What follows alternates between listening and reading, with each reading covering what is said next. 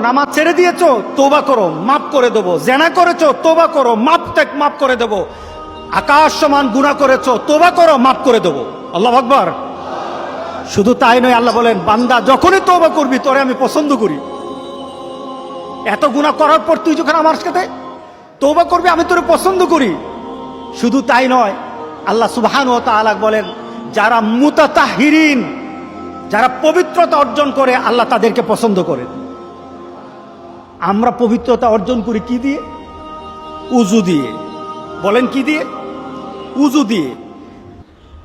আমরা পবিত্রতা অর্জন করি তওবার মাধ্যমে। প্রথম, এটা হলো আত্মার পরিশুদ্ধতা। আপনার দেহকে পরিশুদ্ধ করতে হবে, আত্মাকে পরিশুদ্ধ করতে হবে। আপনার আত্মাকে পবিত্র বানাবেন।